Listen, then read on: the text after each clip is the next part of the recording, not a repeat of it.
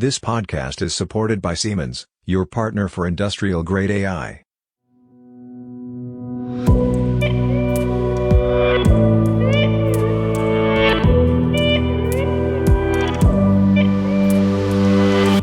Hi there.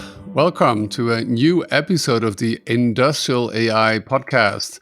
My name is Peter Seberg, and today all I will do is introduce you to a new podcast interview, which Robert did the other day with Günter Klambauer. Günter is Associate Professor for AI in Life Science at Johannes Kepler University in Linz, Austria, which we have heard of before. As it is the university where also Sepp Hochreiter resides. Günter visited the NeurIPS conference in New Orleans a week or two ago, and he shares an update of the highlights from the conference with Robert. Next week, you will hear Robert and me again, providing you with the latest, greatest news on industrial AI. For now, enjoy listening.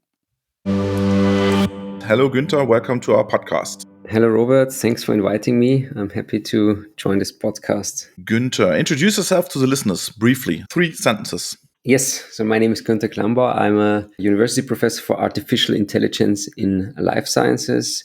And I'm doing research in the area of machine learning and machine learning applied to problems in molecular biology, chemistry, and other life sciences. We are normally not focused on life science, but today we invited you because you were in New Orleans. And how did you like it? Yes, this was a blast again. And I'm very happy that this was a conference again in a non-virtual format where we could physically go. We met a lot of great people, lots of machine learning experts, renowned experts joined this conference. Yeah, Yann LeCun was there. Yeah, Yann LeCun, he visited even our poster and discussed with us. That was great. Tell something about these poster stuff, because this is famous for this conference, I think. Yes. So I think the poster sessions at NeurIPS are much more prominent than at other conferences. So it's a huge success if you get to present a poster. There are close to 5,000 papers submitted and only 1,000 are accepted, or less than 1,000 are accepted for poster presentation. And so here you have several huge poster presentations, which means there's a big hall full of hundreds of posters. And at each poster, there is a researcher or a team of researchers trying to present this. And yeah, people are walking through these poster halls like me. And then the interesting posters I approach, and then the authors of this poster, they present and explain what they did in their research. And of course, so we were also presenting one of our research works as a poster. And of course, we were very happy that Yann LeCun and also many others visited our posters, and we could present them our work. It's not allowed to use a monitor, right? Yes, you are allowed, but it's difficult to bring monitors. So there was a particular poster. They had a printed poster, a huge one with cutouts, and there they applied, I think, 8 tablets. Okay. Yes. Let's come back to our topic. Did you like it? And which technologies were the focus on and why? Yes, I liked it a lot. I think there was much more interaction again and a lot of science going on and discussions. And the current technologies that are heavily discussed are, of course, large language models and text image models, besides some other techniques that I will maybe have the chance to talk later. And the large language models are, so for example, these GPT and ChatGPT, this dropped during NeurIPS. These are models that can simulate natural language. They are able to write meaningful sentences or answer to questions.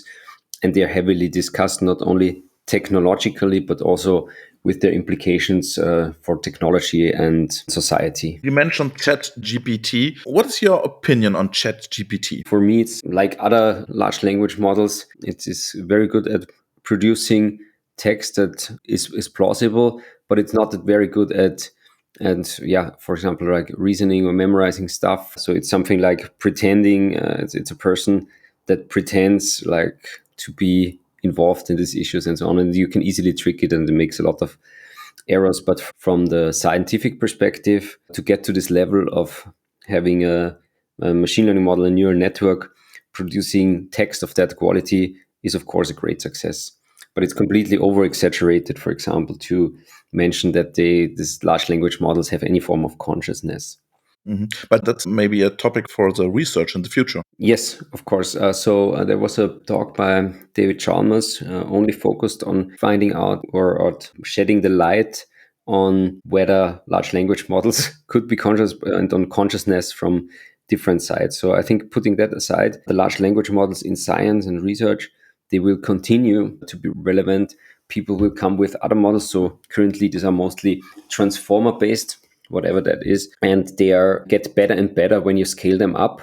Although the first research works already show that we have diminishing returns on scaling. So if you make them larger and larger, you get improved quality, but by making them now double as large or so, you see diminishing returns. So it doesn't improve as much as before. And also Sepp Hochreiter, one of the inventors of one of the first, so before the transformer-based language models, we had LSTM-based language models, and Sepp Hochreiter is the inventor of the LSTMs. He gave a very exciting talk, and he commented also on large language models and said that they, within their millions, billions of parameters, they memorize things and texts explicitly like addresses, which is stupid. And this went so far that Sepp Hochreiter even said deep learning sucks because Deep of learning this, sucks. Oh, this. yeah, because of this basically wrong usage. The increased parameter or the large language model, where the word large is used, means that they have so many adjustable weights, adjustable parameters, that they use that to store text parts basically. And there should be other mechanisms to store and retrieve individual text parts. But that's, yeah, we're diving into science now. Yeah, but that's very interesting. So ChatGPT and large language models, okay, one very important topic. What else, Günter? Yeah, I would say still in connection a bit with that. So text image models, meaning you have a text prompt that generates an image. And yeah, there are also many models doing that. I think it's related, but people are thinking now, how can we calculate how good these generated images are, and thinking about such things. But there's a huge other trend aside from that, and which is about new learning paradigms. That is, for example, one of the invited talks was by Geoff Hinton, and he proposed a forward algorithm. And this is basically a method to train so we say the large language models, they are neural networks, and we say we train them. So we have a huge amounts of data, and on this data, we train them, meaning that we adjust their parameters. And for a long time, there was a single training paradigm saying that we have inputs and we have labels for that. Imagine you have a database of images or a million of images, and for each image, you know the image class like cat, dog, ship, airplane, and so on. And then you train your neural network to respond with the correct image label or label in general. And this is so-called supervised learning, very standard supervised learning. And the weights were adjusted by backpropagation. So that is a mathematical technique, taking the derivative of so-called objective function and then gradually adapting the weights. And Geoff Hinton said that this backpropagation algorithm, this cannot be the thing that is done in our brain by our neurons. And we should have other more efficient things that learn differently. And so he said, not before we did forward pass and then a backward pass, we should do 2 forward passes. And it's a bit technical, but he explained how by that this can be learned. But not only he is looking for new learning paradigms, also others like Yann LeCun, he suggested energy-based models that are regularized and focus on positive pairs and so on. So people are looking for new objective functions, for new ways to generate supervised data, which we call self-supervised learning. People are looking for so-called contrastive learning objectives. So these are new learning paradigms. That sounds a little bit like reinforcement, or I'm wrong. Yeah, no, reinforcement learning, I think it's related, of course, but this is still without an environment with which you can interact. So in the reinforcement learning, good question. So you always have an agent that can interact with an environment. So think of a computer player playing a game or a chess player playing the game. So the game is the environment, you do something, then you get some feedback. But here we're still talking about just you get a data set and you have to learn something on that. And it's also right that we should change our learning paradigms because we humans also, we learn a lot unsupervised. So when we when babies learn something, they're not always told by their parents, this is a dog, this is a tree, this is a table or whatever, but they learn a lot by just observing. And that's currently not, and that's very efficient.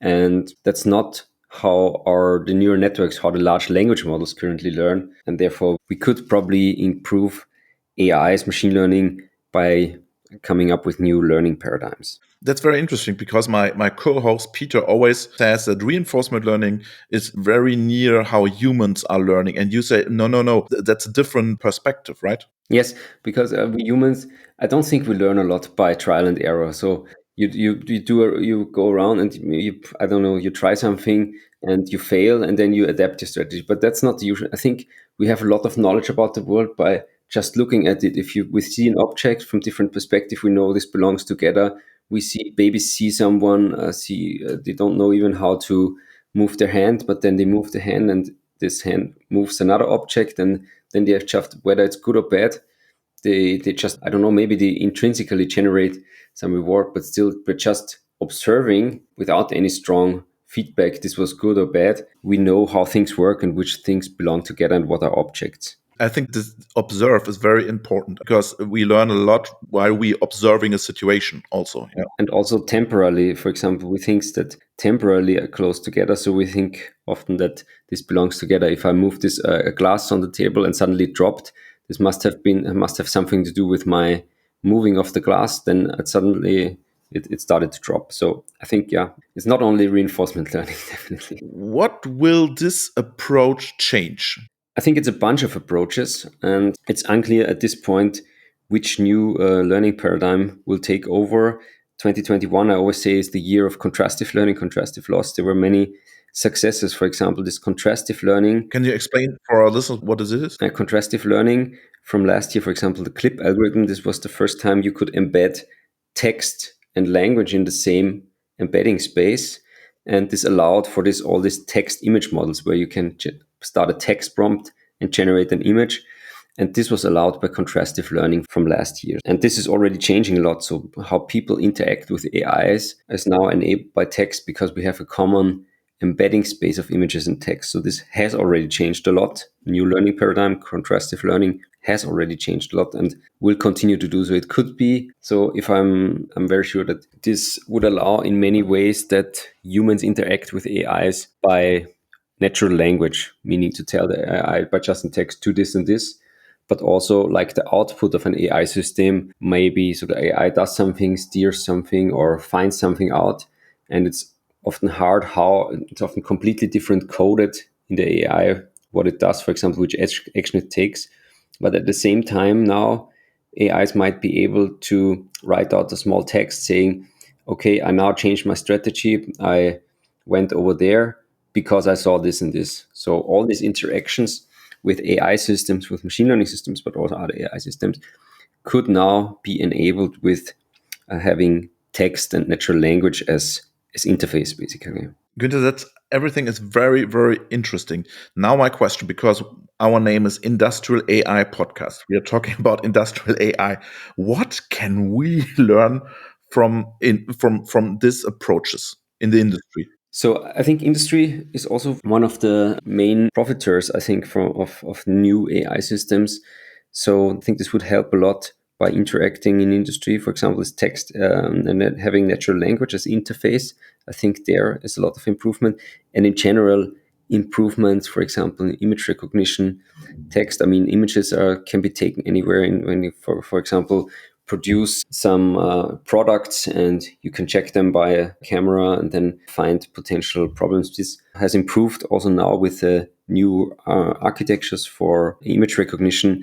But I think beyond that, I think we will have, and this is another trend I wasn't able to talk about, we will have a kind of, I would say, bilateral AI systems. What was the name? Yeah, I call it bilateral. You could see neurosymbolic AIs. There's a lot of work on how machine learning can interact with symbolic components, with discrete structures.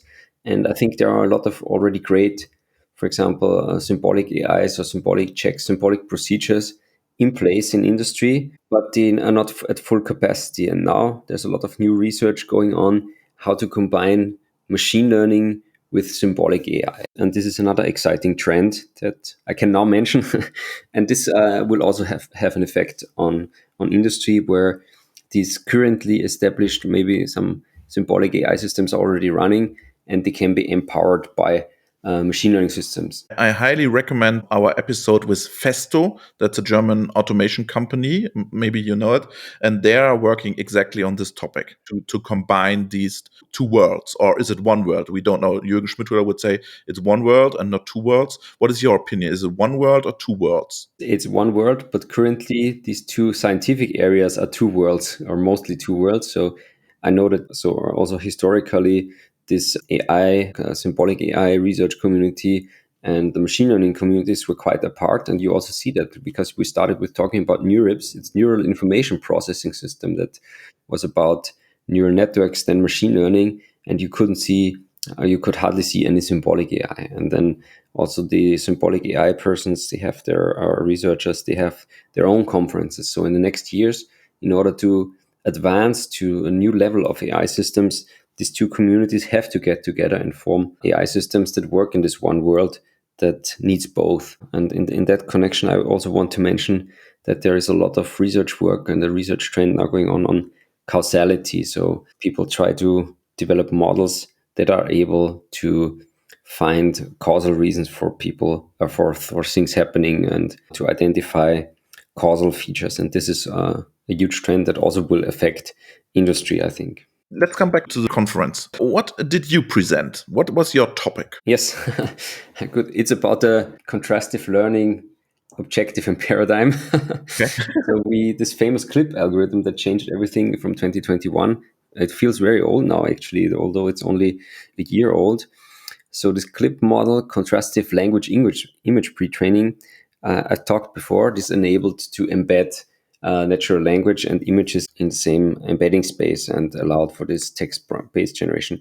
We improved this strongly by our method CLOOP, CLOOOP, sorry, a contrastive leave one out boost. And yeah, it's a bit technical. Basically, we use a memory-based system to enrich. So you have an example, think of an image, and before you compare it with the text, which is done by CLIP, you first enrich the image by looking at other images. For example, you have an image of, let's say, a horse, and then you look at other pictures of horses and see what is common for horses, how do horses look on other images, and only then you compare it with the text. And this gave a strong improvement over the CLIP algorithm. That's very interesting. And how was the reaction of the visitors? Yes, so overall we got extremely good feedback. The poster was crowded for more than 2 hours of the poster session. Also, Yann LeCun was there and was very interested. He was thinking about something very similar. So we did actually 2 changes to the CLIP algorithm. And one of those changes with this objective function, whatever that is, he also had suggested in one of his papers almost simultaneously, and therefore he was very interested.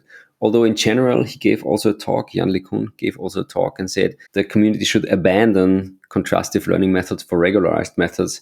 Also one of the statements that is very broadly discussed, and I do not support actually. But yeah, it's his scientific opinion, of course, and that's also very, very valuable. So it was a great conference. It was overall, it was a great, exciting conference. And you weren't sick because many had spoiled their stomach. I did not get COVID or any other diseases. At least until now, I'm fine. Although my flight got cancelled, so I had some troubles coming back. I'm here. I'm back in Austria now. Günter, it was a pleasure to talk to you. Thank you very much. Thanks, Robert.